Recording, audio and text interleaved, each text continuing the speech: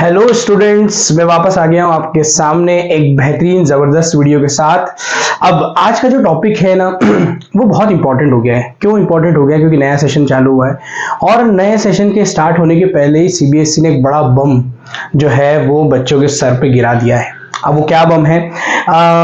क्योंकि 2020 के बाद जो न्यू एजुकेशन पॉलिसी आई उसके बाद एजुकेशन सिस्टम में कुछ ना कुछ सिलेबस को लेके काफ़ी चेंजेस हुए, ठीक है। और वो चेंजेस ग्रेजुअली अभी भी चल रहे हैं। कुछ नए सब्जेक्ट्स इंट्रोड्यूस होना, सब्जेक्ट्स में कुछ ना कुछ नई चीज़ें लाना, 9th 10th 11th में ये लगातार चल रहा था और ये हम एक्सपेक्ट भी कर रहे थे क्योंकि न्यू एजुकेशन पॉलिसी आएगी तो डेफिनेटली चेंजेस तो आएंगे ही। बट इतने ड्रास्टिक चेंजेस आएंगे ये किसी ने एक्सपेक्ट नहीं किया था। तो 2026-27 के लिए एक बेहतरीन नोटिफिकेशन जो है सीबीएसई ने लॉन्च किया है हम सभी के लिए। वो सीबीएसई का ऐसा नोटिफिकेशन है जो थोड़ा सा पॉजिटिव माइंडसेट से हम देखें तो अच्छा भी है, सही भी है। और अगर हम थोड़ा सा उसको एकदम सडनली कोई चीज़ हमको मिल जाती है ना तो हमें लगता है शायद वो हमारे कुछ नुकसान के लिए दी गई है, लेकिन ग्रेजुअली धीरे धीरे लॉन्ग टर्म में उसके फायदे हमको दिखाई देते हैं। पर इनिशियली हमारे कंफर्ट जोन को जो भी चीज तोड़ देती है तो उसको हम कभी भी एक्सेप्ट नहीं करते। तो यही सारी चीजें हमारे इस वीडियो में मैं डिस्कस करूंगा। तो जैसे आपने देखा होगा थंबनेल में मैंने बताया है कि आज हम डिस्कस करेंगे कि जो 9th क्लास में सिलेबस चेंज को लेके इंफॉर्मेशन सीबीएसई ने गाइडलाइन दी है उसमें मैथमेटिक्स में स्पेसिफिकली 9th क्लास में क्या चेंजेस सीबीएसई ने करे। और ये चेंजेस एक्चुअली क्या था ना, कुछ दिन पहले मुझे इंफॉर्मेशन मिली थी कि हाँ इसमें चेंजेस हुए हैं 9th में, 11th में भी कुछ हुए हैं, 10th और 12th में भी कोई चेंजेस नहीं हुए। तो मुझे लगा था कि ठीक है, नॉर्मली कुछ या तो टॉपिक्स हटा दिए होंगे या एक आध टॉपिक थोड़ा डीप किया होगा, इससे ज्यादा कोई खास नहीं होगा। बट मैंने एक्चुअली 1-2 दिन पहले इसको थोड़ा डिटेल में सर्च किया और आई वाज शॉक कि यार इतना ड्रास्टिक चेंज सडनली गवर्नमेंट ने दिया है। और डेफिनेटली अगर चेंजेस इतने ड्रास्टिक हुए हैं तो उसके पीछे भी कोई रीजन रहा होगा, वो हम बाद में थोड़ा समझेंगे इसके प्रॉन्स कॉन्स क्या हैं, क्या फायदे क्या नुकसान है। बट अभी क्या हुए हैं चेंजेस, पहले चेंजेस पे काम करते हैं। तो अगर आपने अभी तक जो है चैनल सब्सक्राइब नहीं किया है तो पहले चैनल सब्सक्राइब करें और इस तरह की वीडियोस को देखने के लिए बेल आइकन पे क्लिक करें। Now get started with the video में मैंने जैसे बताया है कि 9th क्लास सिलेबस मैथमेटिक्स में एक ड्रास्टिक चेंज हुआ है। चेंज क्या हुआ है थोड़ा सा मैं आपको बता दूं। यहां पे आपको 2 कॉलम दिख रहे होंगे, एक ये और एक ये। यहाँ आपको दिख रहा है 2025-26 ओल्ड सिलेबस, मतलब लास्ट ईयर तक जो बच्चे सिलेबस को फॉलो कर रहे थे 9th क्लास एनसीईआरटी का, वो कुछ इस तरीके का था। तो मैं थोड़ा बता दूं आपको, बिल्कुल बेसिक बात। Number system, polynomials, coordinate geometry, linear equation in 2 variables, Euclid's geometry, lines and angles, triangles, quadrilaterals, circles, Heron's formula, surface area and volume and statistics. So ये 12 चैप्टर एक्चुअली हमें पढ़ने होते थे और कुछ लंबे समय से एक्चुअली ये मतलब लगभग हम बात करें तो इसके पहले भी एक चेंज हुआ था सिलेबस में, पर उस टाइम पे सिलेबस रिड्यूस हुआ था। आई थिंक आज से 3-4 साल पहले की बात है। 3-4 साल से ऑलमोस्ट यही सिलेबस हम फॉलो कर रहे थे एनसीईआरटी के पॉइंट ऑफ व्यू से और इसी को कंटिन्यू पढ़ा भी रहे थे। मैं खुद कंटिन्यू 3 साल से इसी सिलेबस को फॉलो कर रहा था।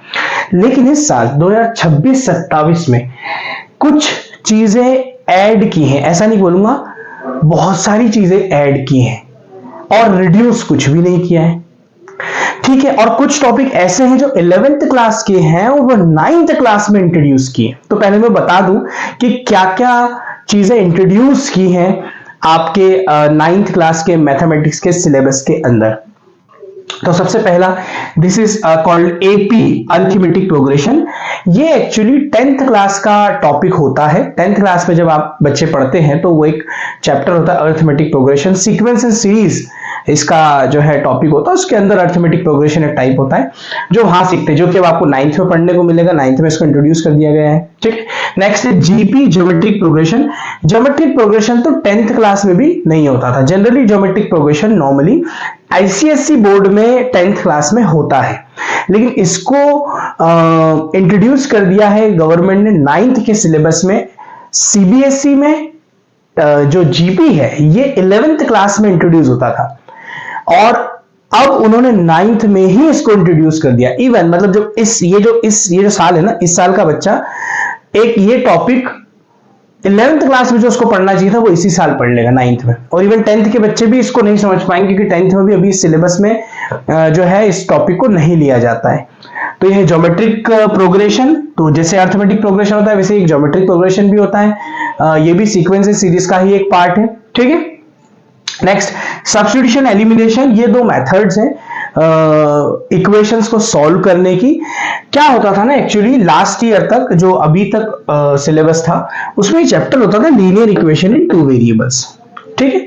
अब इस लीनियर इक्वेशन इन टू वेरिएबल में आपको केवल इंट्रोडक्टरी पार्ट था, बिल्कुल इंट्रोडक्शन लेवल पे आपको समझाते थे कि इक्वेशन होती कैसे है, बेसिक लेवल पे इक्वेशन बनाते कैसे, पर उनको सॉल्व करना आपको नहीं सिखाया गया था कि इनको सॉल्व कैसे किया जाए। वो एक्चुअली आता है 10th में, लेकिन अब से वो 9th क्लास में ही आ जाएगा कि ये एक्चुअली सब्स्टिट्यूशन एलिमिनेशन दो मेथड है जिसकी हेल्प से हम इन इक्वेशंस को सॉल्व करते हैं, ठीक है। Next area related to circle, ये कंप्लीटली 10th क्लास का टॉपिक है। 9th क्लास में इसको कहीं पे भी कोई जगह नहीं थी, हमें सर्कल पढ़ने को मिलता, पर एरिया रिलेटेड टू सर्कल नाम का कोई चैप्टर और टॉपिक नहीं था। तो ये अब 9th में ही इंट्रोड्यूस इन्होंने कर दिया है। और बेसिक प्रोबेबिलिटी लास्ट ईयर तक या इस सिलेबस में आप देखेंगे स्टैटिस्टिक्स है लेकिन प्रोबेबिलिटी कहीं नहीं है। ऐसा अभी आया है इंफॉर्मेशन कि प्रोबेबिलिटी बेसिक लेवल पे इंट्रोड्यूस की गई है जो कि हमें पढ़ने को मिलेंगी। ऑल्दो आई थिंक स्टैटिस्टिक्स में तो कोई चेंजेस नहीं हुए हैं, प्रोबेबिलिटी और एड ऑन हो गया है। तो ओवरऑल जो नट शेल में मैं स्टोरी बताऊं तो ये तो पढ़ना ही है। अगर आप ये सोच रहे कि नहीं ये नहीं पढ़ना है ये पढ़ना है, नहीं, मैंने यहां लिखा है एडेड टॉपिक्स, मतलब ये टॉपिक ऐड हुए हैं, ऐसा नहीं कि यही पढ़ना है 4 टॉपिक, नहीं, ये पूरे टॉपिक्स चैप्टर्स ऐड हुए हैं। तो ओवरऑल आपको पहले 12 चैप्टर पढ़ने होते थे, वो बढ़ के अब आपके हो गए हैं 15 चैप्टर्स। तो आपको 15 चैप्टर्स जो हैं 9th के मैथमेटिक्स के सिलेबस में आएंगे, ठीक है। अब बहुत सारी बातें हैं कि इसको करना सही था या इसको करना गलत था। तो देखिए लॉन्ग टर्म के पॉइंट ऑफ व्यू से बिल्कुल सही डिसीजन है। Definitely level of education improve होना चाहिए, बच्चों का लेवल भी इंप्रूव होना चाहिए, तो उसके लिए तो चीजें इंट्रोड्यूस होना ही चाहिए, है ना। नो डाउट जो बच्चे इसी साल 9th में जाएंगे, तो जो 8th क्लास का जो बच्चा होता है ना वो 9th में जब जाता है ना तो एक्चुअली 8th से 9th ऑलरेडी थोड़ा डिफिकल्ट लेवल हो जाता है। रीजन क्या होता है, 8th क्लास तक आपकी जो लर्निंग पैटर्न होती है वो एक तरह से ऐसी होती है जहां पर आप एक फिक्स पैटर्न के क्वेश्चंस पे काम करते हैं और सेम टाइप ऑफ क्वेश्चंस आपको एग्जाम में आते हैं, ज्यादा चेंजेस उसमें कभी देखने को नहीं मिलते। तो इसमें थोड़ा सा आपको मेमोरी बेस्ड लर्निंग करनी होती है, it is called memory based, जहां पे याद कर लिया, तरीका समझ लिया वही और वही आपने अप्लाई कर दिया। लेकिन 9th ऑनवर्ड जो पूरी लर्निंग होती है that is critical thinking based. अब ये क्रिटिकल थिंकिंग बेस्ड जहां पे आप प्रॉब्लम के सोल्यूशन पे काम करते हैं कि अगर ऐसा हो गया तो क्या करूंगा, ऐसा हो गया तो क्या करूंगा, वैसा हो गया तो क्या करूंगा, this type of problems when you solve, तो वो क्रिटिकल थिंकिंग पार्ट हो जाता है जहां आपको टूल्स तो पता है पर यूज कैसे करना है, कब करना है, कितने करना है, वो आपको अपने दिमाग में सोच के समझ के करना होता है। तो ये आपकी ब्रेन स्टॉर्मिंग के लिए, डिसीजन मेकिंग के लिए, रीजनिंग के लिए बहुत इंपॉर्टेंट होता है। 9th क्लास के ऑनवर्ड जितना भी सिलेबस आप पढ़ते हैं 9, 10, 11, 12 उसकी पूरी लर्निंग मेमोरी बेस्ड नहीं होती कि मैंने 25 क्वेश्चन याद कर लिया मैं एग्जाम दे दूंगा, अच्छा स्कोर नहीं आ पाएगा आपका। तो क्रिटिकल थिंकिंग बेस्ड लर्निंग का कॉन्सेप्ट ये होता है कि आपको सोचना सिखाया जाए, क्योंकि जब हम रियल लाइफ में हम नॉर्मली जाते हैं तो ये जो हम पढ़ रहे हैं ना, चीजें सीख रहे हैं, इसका मेन पर्पस है कि हम चीजों को समझें, जानें, क्वेश्चन करें, रीजन करें, हमारे अंदर की जो जिज्ञासा है वो बढ़े कि ऐसा है तो ऐसा क्यों है, तभी तो जाके हम अच्छे बेहतर scientist, doctor, engineer, XYZ field के लोगों को तैयार कर पाएंगे। यू नो AI आ रहा है बहुत तेजी से, तो बच्चों के स्टैंडर्ड को specifically mathematics, if you don't understand mathematics so you can not understand AI, है ना, मतलब बहुत मुश्किल हो जाएगा। ऑल्दो ऐसा कहना कि अगर आप मैथमेटिक्स नहीं समझते तो यहाँ पे मुझे जो पर्सनली लगता है गवर्नमेंट का जो पर्पस है वो ये है बच्चों के स्टैंडर्ड्स को रेस करना। चलो ये तो एक गवर्नमेंट का पॉइंट ऑफ व्यू हो गया। देखिए ग्राउंड लेवल रियलिटी थोड़ी अलग है। मैं 8th क्लास के, जब अभी तो बहुत टाइम हो गया पढ़ाई को, पर 8th क्लास का जो बच्चे का स्टैंडर्ड होता है ना, क्योंकि हमारे 8th क्लास तक बच्चों को फेल नहीं किया जाता है, एज यू नो हमारे की पॉलिसी है, तो वो बच्चा धक्का मार गाड़ी में चलता है।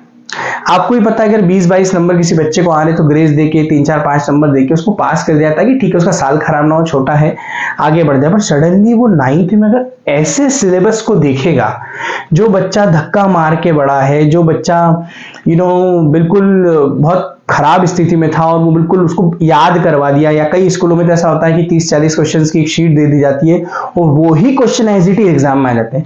अब ऐसा बच्चा अगर इस सिलेबस में ये ऐसी टॉपिक देखेगा जो कहीं ना कहीं 9th के लिए हल्के से डिफिकल्ट तो है ना। ऑलरेडी 9th का सिलेबस आप देखें तो यहाँ पे आपको देखो ये ज्योमेट्री ज्योमेट्री ज्योमेट्री ज्योमेट्री और ज्योमेट्री, ये 5 चैप्टर तो आपको ज्योमेट्री के मिलते हैं। ज्योमेट्री हमेशा डिफिकल्ट पार्ट होती है पूरे मैथमेटिक्स का। उसका रीजन क्योंकि वो थ्योरेटिकल वे में उसको बताना होता है और बच्चा उस थ्योरी मैथ्स की थ्योरी को नहीं समझ पाता है। जहां नंबर्स होते हैं ना वहां बच्चा समझ जाता है कि अच्छा मल्टीप्लाई डिवाइड ये समझता है, पर यहाँ पे कॉन्ग्रुएंसी, लाइंस एंड एंगल्स, ये नहीं आता है समझ।